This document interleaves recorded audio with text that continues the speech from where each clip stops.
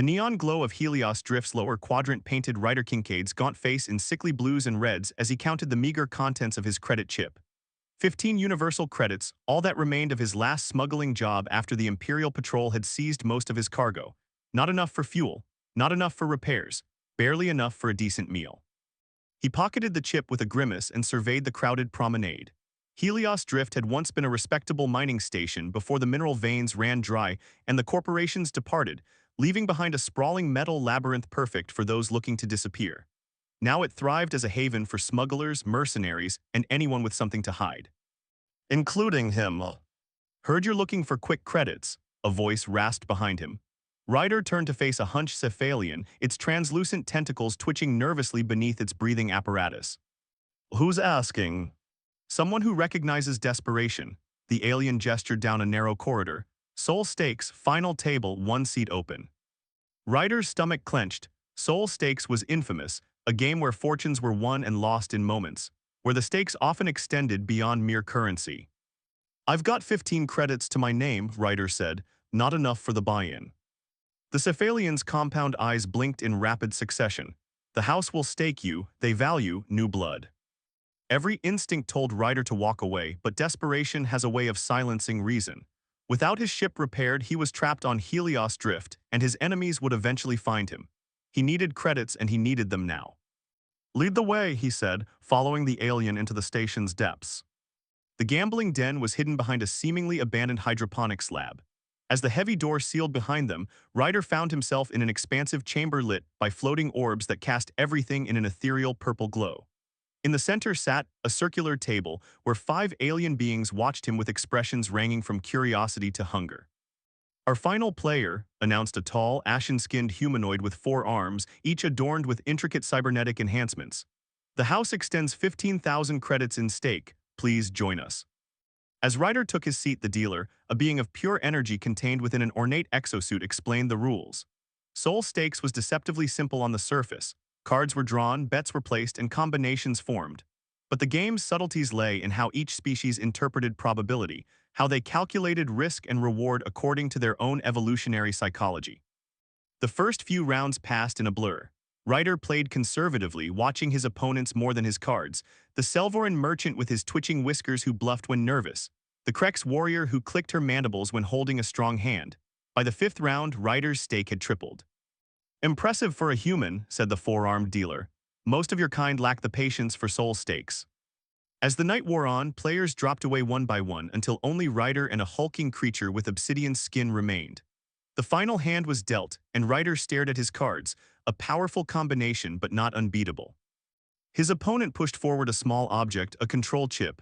I add to my bet, ownership rights, Mivan female, combat grade.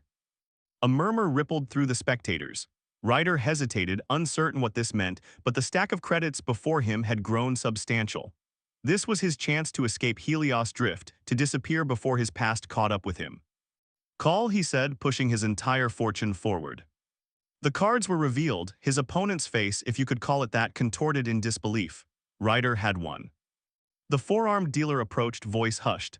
The Mivan is yours, though I suggest you consider selling her back for your own safety. Before Ryder could respond, the crowd parted. A figure stepped forward, tall, lithe, with silver-blue skin that seemed to absorb the purple light around them.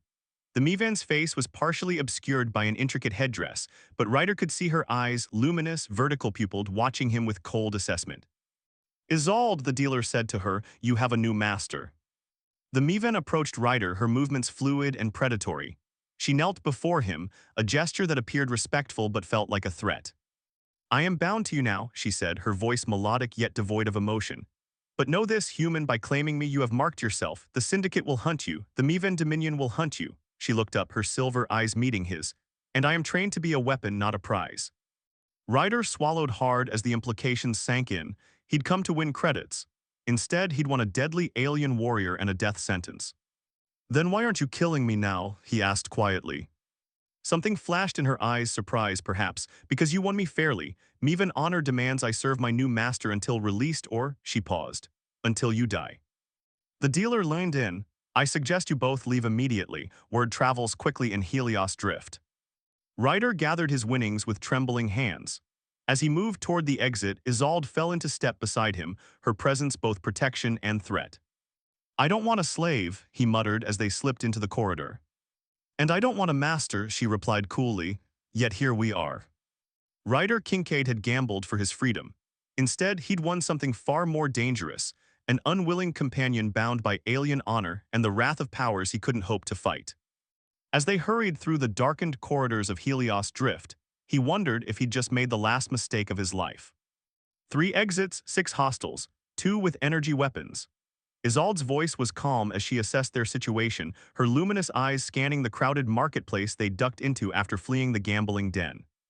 Ryder fought to control his breathing. "How can you tell?" "The Mevans engineered my kind to detect minute physiological changes that indicate hostile intent." She tilted her head slightly. "The Taurian by the fuel cells is trying too hard to appear casual. The pair of humanoids near the docking registry have concealed weapons." They were pressed into an alcove between stalls selling questionable food and salvage tech parts. The bustling commerce level of Helios Drift offered temporary cover, but Ryder knew it wouldn't last. "We need to get to my ship," he muttered. "Your ship is likely being watched," Isolde replied. She removed her ornate headdress, revealing a cascade of silver-white hair with intricate braids tight against her scalp. Without the ceremonial piece, she looked less alien, though her blue-silver skin still marked her as Mevan. "Do you have allies here?" Ryder laughed bitterly. "I'm not exactly popular these days." "Then we moved to the industrial sector. Less surveillance, more places to hide." She handed him a small blade that seemed to materialize from nowhere. "Take this." He stared at the weapon. "Where were you hiding that?"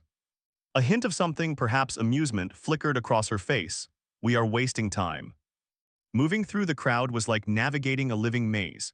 Isolde led with confidence, her movements fluid yet deliberate. Ryder struggled to keep pace, constantly checking over his shoulder. The cacophony of languages and the press of diverse alien bodies provided cover, but also made it impossible to identify threats until they were close.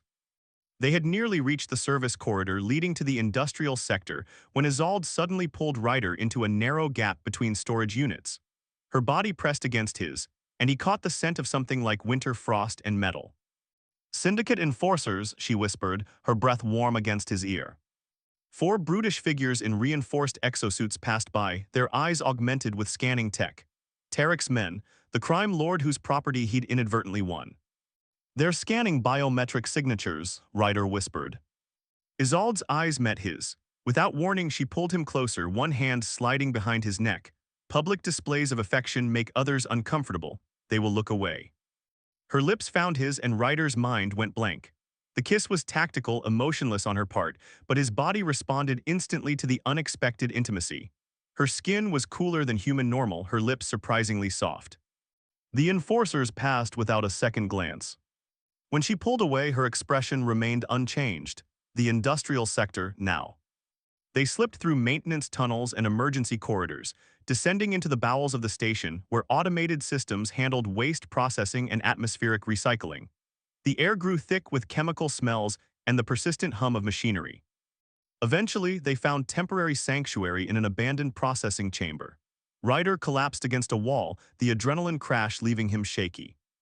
"We need a plan," he said, watching as Isolde methodically checked the chamber's entry points. "I've got 15,000 credits. Maybe we can buy our way out." "Tarek does not want credits," she replied coolly. "He wants me returned and you dead for the insult. As for the Mevan hunters, they consider me stolen property. Their honor demands retrieval." "You're not property," Ryder snapped. "I didn't know what I was betting on. Where I come from, people aren't prizes to be won." Isolde paused her security check, studying him with those unsettling silver eyes. "Yet here I am, bound by customs older than your civilization." "Then I release you," he said impulsively. "You're free, go wherever you want." Her expression shifted subtly, surprise, then something harder to identify. "It is not so simple. The bond must be formally dissolved before the Mevan High Council. Until then, my life is tied to yours." She approached him, her movements predatory.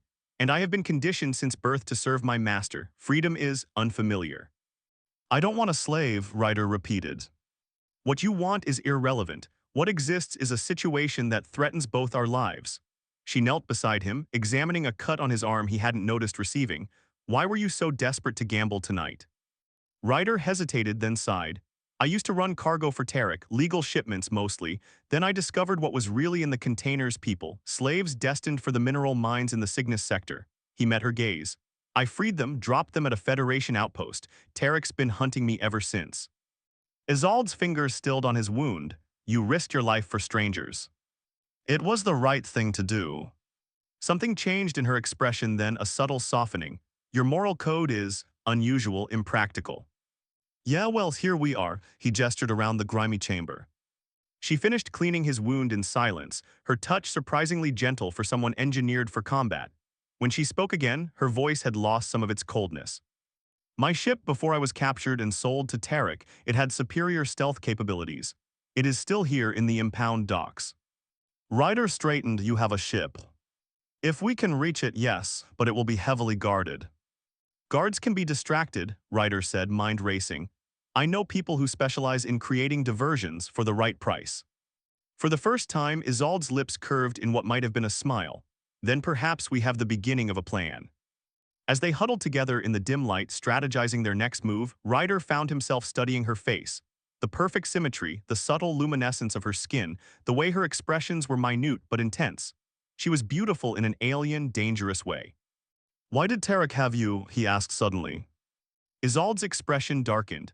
I was to be a gift to an imperial governor, a rare specimen to add to his collection of exotic warriors. Her voice turned bitter. The Mivan Dominion sells us to fund their wars. We are their finest creation and their primary export. Ryder's hand found hers, an impulsive gesture of comfort. She stiffened but didn't pull away.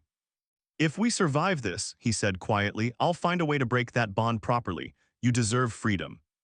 Her silver eyes studied him, searching for deception and finding none. Freedom, she repeated, as if tasting an unfamiliar word. First, we must live through the night. Outside their temporary haven, the station's systems cycled into night mode, dimming lights to simulate darkness. Somewhere in the shadows, hunters stalked, drawing ever closer to their prey. The Mivan ship cut through space like a silver blade, its unusual hull configuration absorbing rather than reflecting sensor sweeps. Ryder sat in the co-pilot's chair, watching in fascination as Isolde guided the vessel with graceful precision. Her fingers danced across the controls, which were designed for six-fingered Mivan hands with hypnotic fluidity. We've cleared Helios Drift's security grid, she announced, her voice steady despite their narrow escape. No pursuit detected. Ryder exhaled slowly, the tension of the past 12 hours finally beginning to ease. Their plan had worked barely.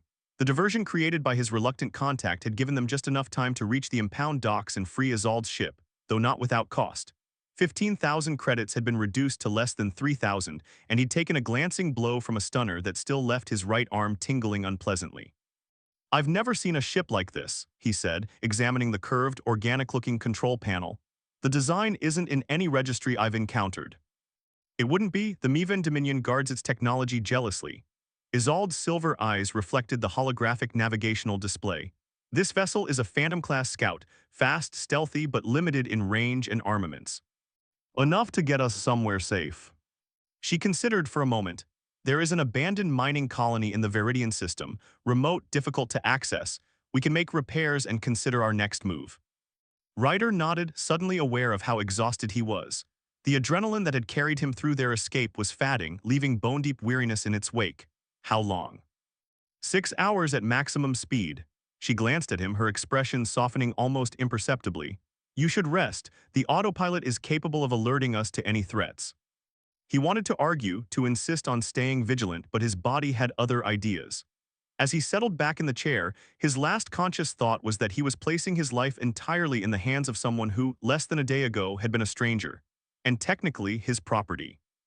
When he awoke, the view through the ship's viewport had changed from the endless black of deep space to the mottled green-brown surface of a small planetoid. Isolde was still at the controls, her posture as perfect as when they departed. Have you slept at all? Ryder asked, voice rough from sleep. Mivans require less rest than humans, she replied without looking at him. We are approaching the colony now. The mining settlement came into view as they descended, a cluster of domed structures half buried in the planetoid's rocky surface, connected by transparent tubes that gleamed dully in the light of a distant sun. No lights shone from within, no movement disturbed the dusty landscape surrounding it. Abandoned 4 standard years ago, Isolde explained as she guided the ship toward a landing pad. The mineral deposits proved less valuable than initially estimated. The corporation departed quickly, leaving much of the infrastructure intact. The landing was smooth, the ship settling onto the pad with barely a tremor. When the external sensors reported a breathable atmosphere, they disembarked, each carrying supplies salvaged from the vessel's limited stores. The main airlock of the colony yielded to Isolde's technical expertise, grinding open on rarely used mechanisms. Inside, emergency lighting flickered to life automatically, casting the facility in a ghostly blue glow. The reactor core is still functional, Isolde noted with approval. We have power, atmosphere, and basic systems. They explored cautiously, finding the command center, living quarters, and mess hall all in reasonable condition, covered in a fine layer of dust but otherwise intact. The hydroponics bay had long since failed, its plants withered to desiccated husks, but the food synthesizers in the mess still functioned at minimal capacity. By unspoken agreement, they claimed separate quarters in the same corridor, close enough for security but respecting the need for privacy. Ryder spent the first hours conducting a thorough inventory of their supplies and the colony's resources, while Isolde worked on repairing minor damage to her ship. It was during their first meal together, reconstituted protein that tasted vaguely of nothing, that Ryder finally broached the subject that had been weighing on his mind. "Tell me about the Mevans," he said, "about your people." Isolde's hands stilled momentarily. "What would you know?" "Everything, where you come from, how you ended up as." He hesitated, searching for a word that wouldn't offend. "Property," she finished for him, her tone neutral. "The Mevan Dominion spans 12 star systems in what your people call the Scudum Crux arm. We are an ancient race, but our ambition exceeded our natural abilities. Rather than accept limitations, we turned to genetic engineering." She set down her utensil, meeting his gaze directly. "I am Mevan, but not of the ruling caste. I am Kavari, purpose-bred for combat, physically superior but legally inferior.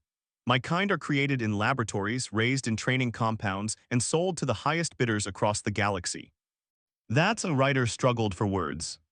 "Barbaric perhaps by your standards," she shrugged, a strangely human gesture. "It is simply reality for us. I have never known another existence." "How did Tarek get you?" A shadow crossed her face. "My previous master was a collector of rare warriors. When he died, his assets were liquidated. Tarek acquired me as an investment." Ryder's appetite vanished. The casual cruelty of her existence, being transferred from owner to owner like an object, filled him with a mixture of rage and helplessness. "What would happen," he asked carefully, "if you weren't anyone's property, if you were just free?" Isolde's luminous eyes studied him with intensity. "Freedom is a concept I understand intellectually but have never experienced. My people are conditioned from birth to serve. Without a master," she paused, considering, "I do not know what I would become." The days that followed established a cautious routine. They repaired Isolde's ship, reinforced the colony's defenses, and gradually learned to exist in each other's space.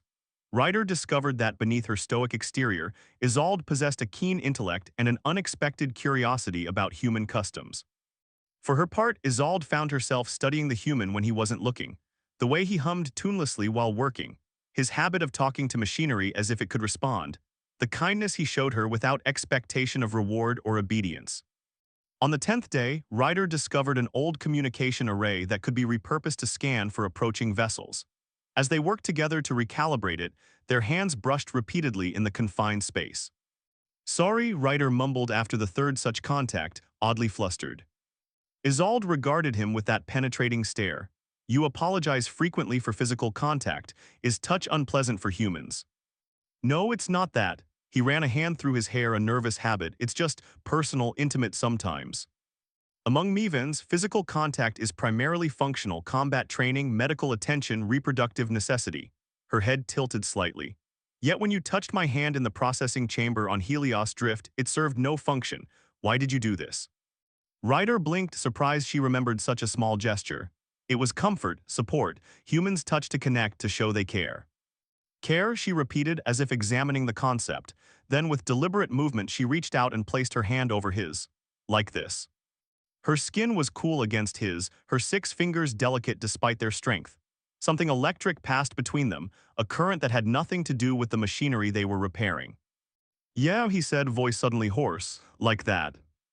That night, Ryder dreamed of silver eyes and a touch that burned like ice. He woke to the sound of the proximity alarm blaring through the colony's communication system. Isolde appeared in his doorway, already dressed and armed. multiple vessels approaching, Miven Hunter class. The brief peace they had found was shattered. As they raced toward the command center, Ryder knew their safe haven had been discovered, and with it, the fragile connection that had begun to form between them was about to be tested against the harsh reality of those who saw Isolde as nothing more than a possession to be reclaimed. The outpost shielding can withstand their initial assault, but not indefinitely, Isolde said, her fingers dancing across the command center's console. The proximity sensors showed 3 Miven vessels in orbit around the planetoid, sleek predators circling their prey. They will send ground forces soon. Ryder studied the tactical display, mind racing. How did they find us? This system isn't even on most charts. A fair question. Isolde's voice had taken on an edge he hadn't heard since they'd left Helios Drift. The colony's location was known to only 2 people, you and me. Ryder's head snapped up, meeting her silver gaze. You think I led them here? Did you contact anyone while I was working on the ship?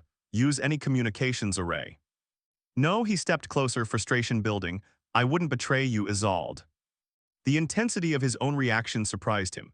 In the weeks they'd spent at the abandoned colony, something had shifted between them, a gradual transformation from reluctant allies to something he couldn't quite define. Trust, certainly, respect, undeniably, but also a connection that ran deeper, one that made the accusation in her eyes unexpectedly painful. Before she could respond, a red warning flashed across the monitor.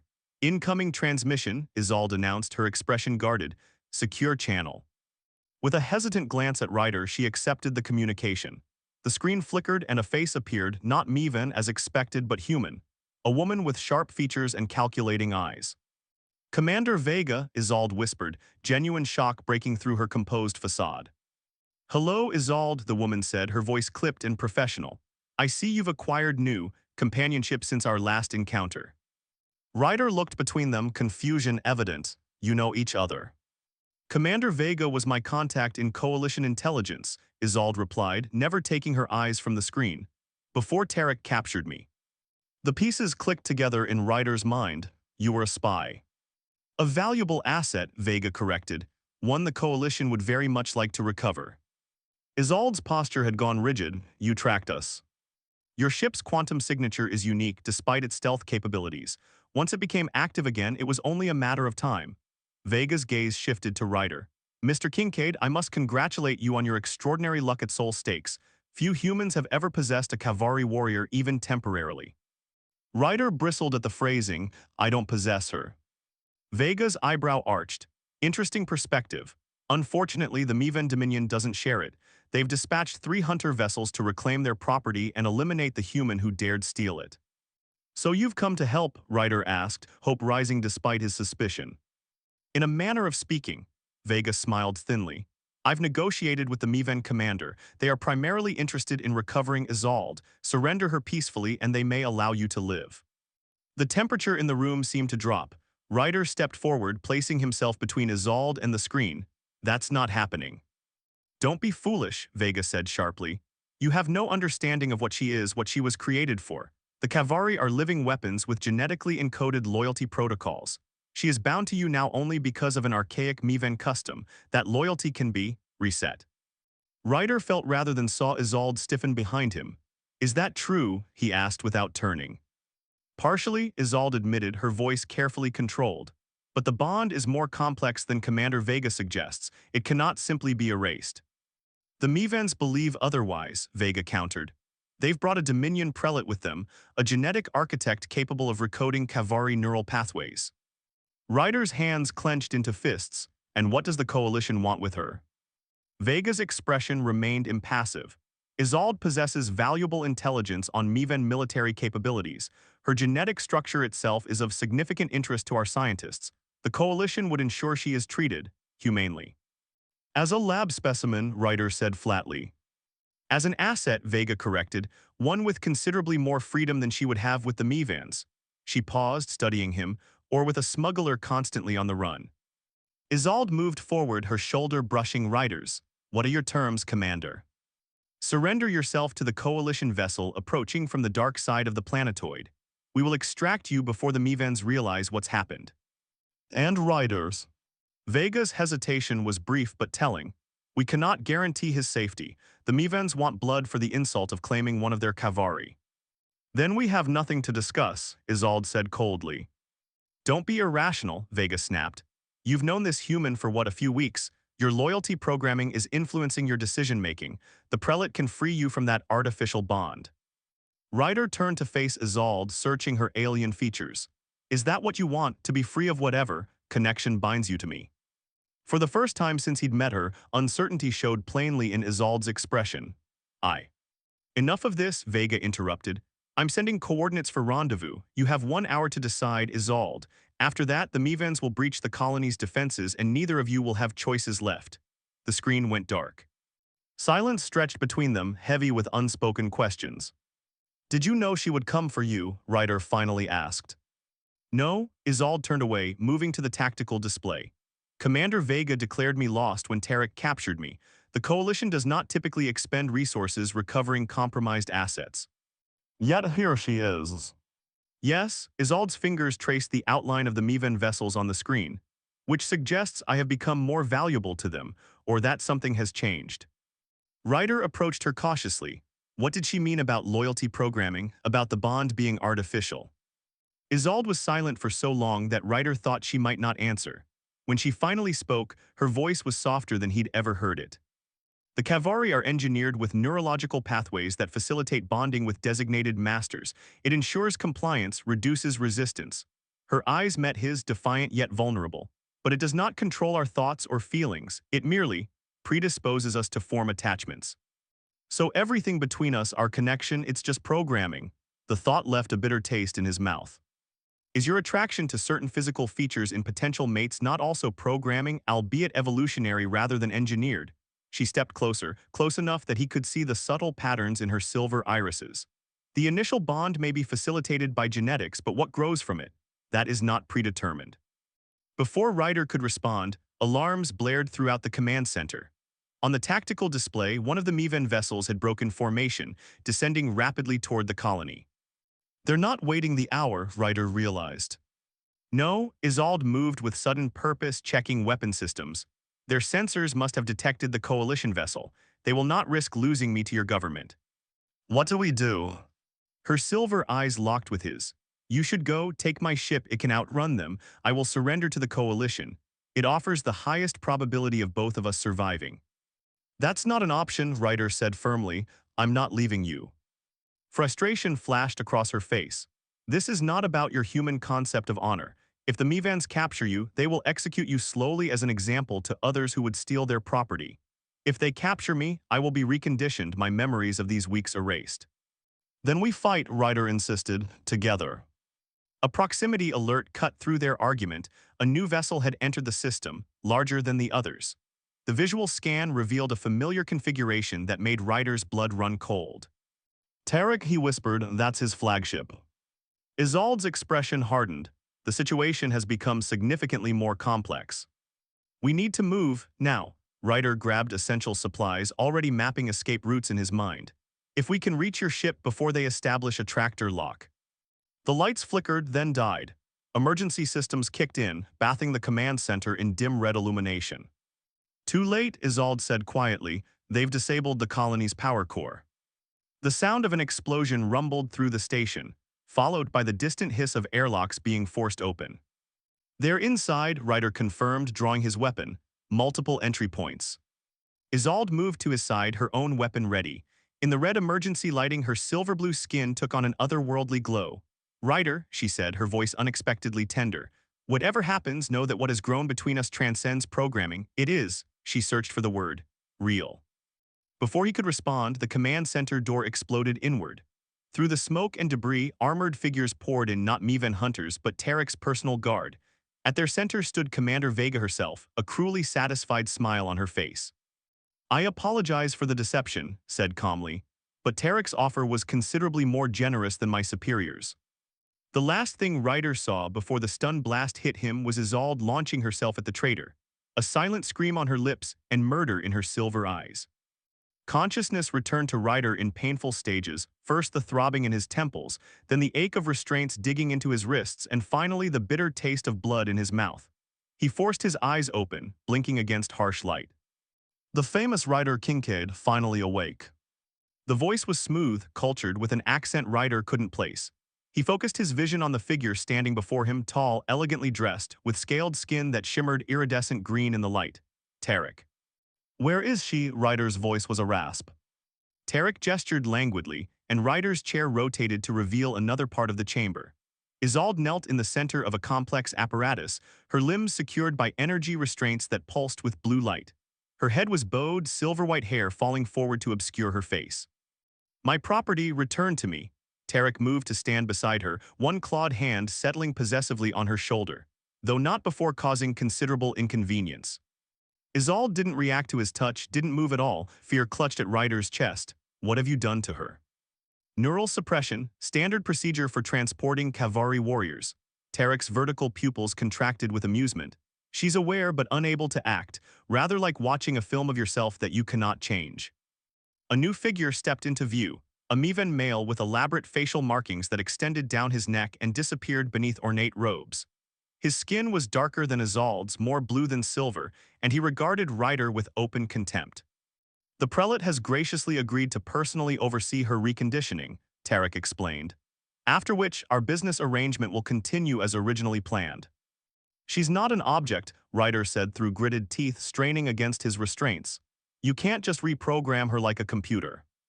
The prelate made a sound like breaking glass, a Mivan laugh. How little you understand, the Kavari exist to serve, their minds are designed for it, we merely reset what has been corrupted. And what about Vega? Ryder asked, glancing around the chamber. Where's your coalition traitor? Commander Vega has been compensated for her assistance, Tarek said dismissively. Her price was surprisingly modest. Humans often are.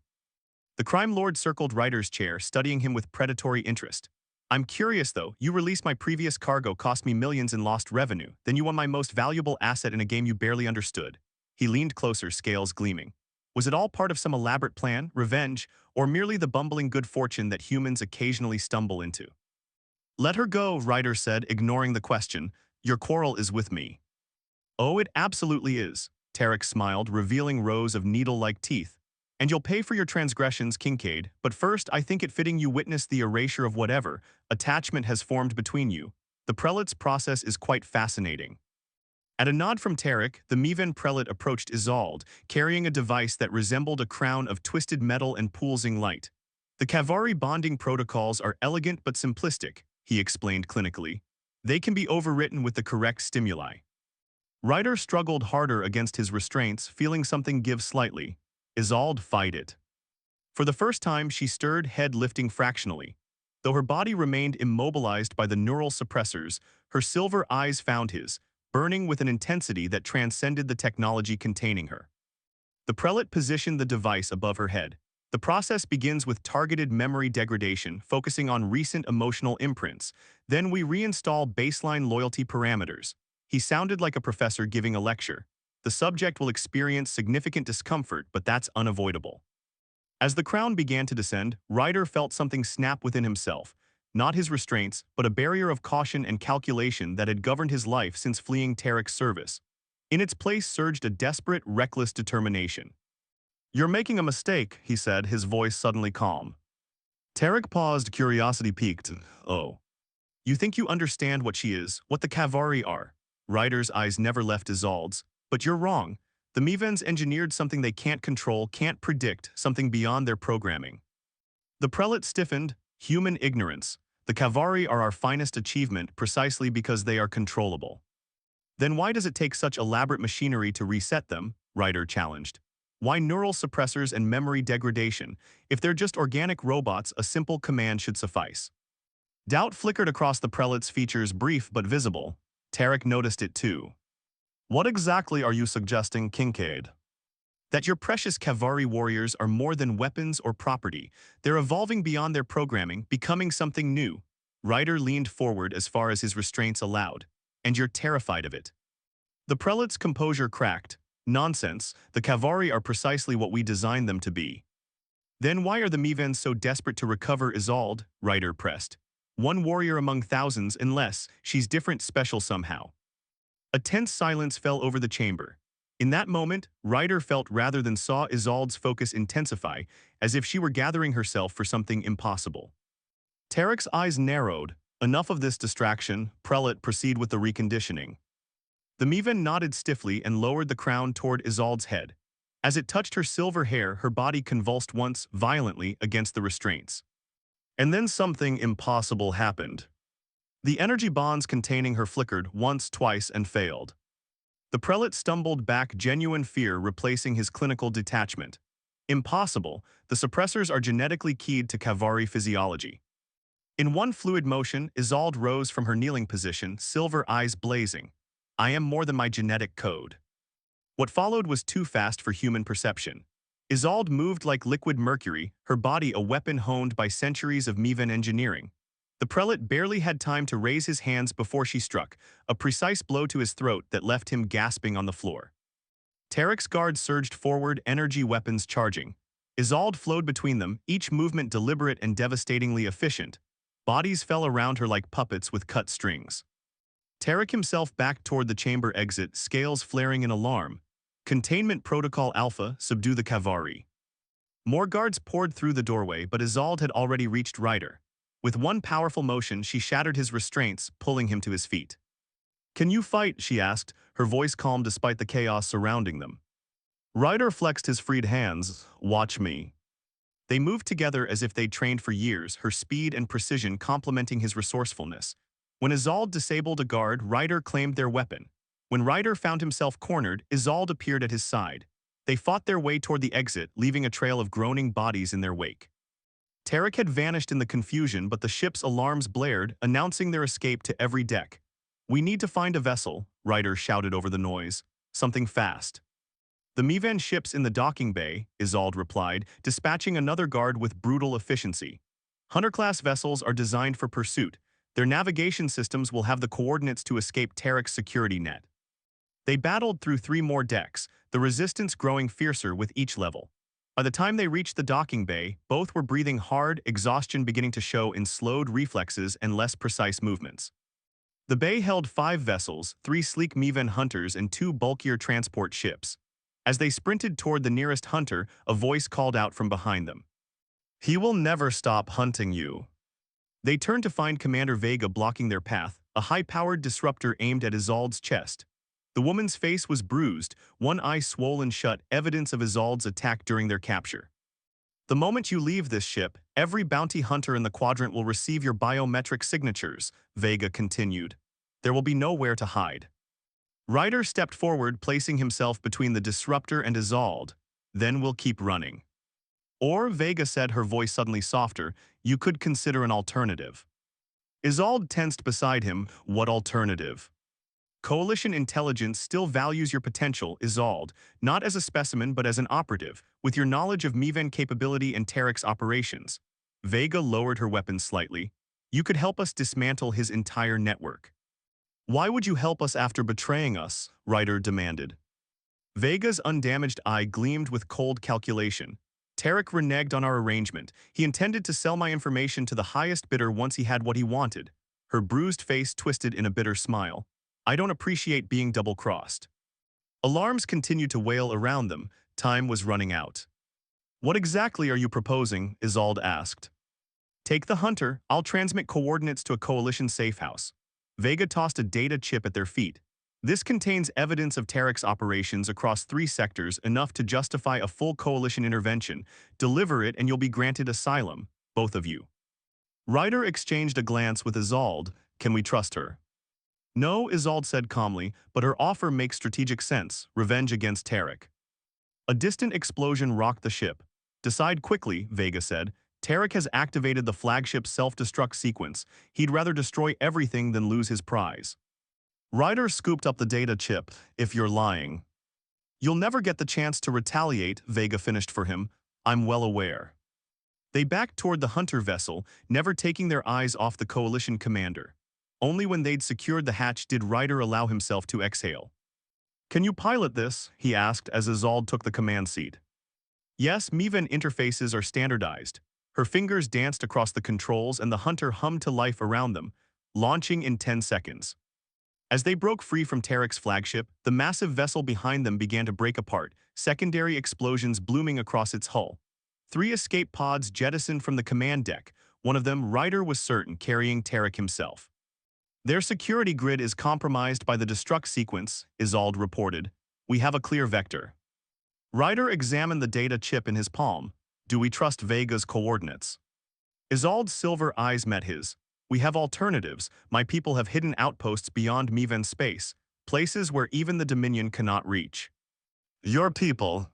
The Kavari, there are others like me who have broken free of their programming, who have chosen freedom, her expression softened. It is rare but not unique. Ryder reached across the space between them, his hand finding hers. Then we have options.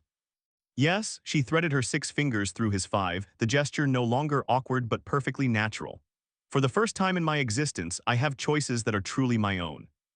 As the hunter accelerated to light speed, the stars streaking past in luminous ribbons, Isolde made her first genuine, independent decision.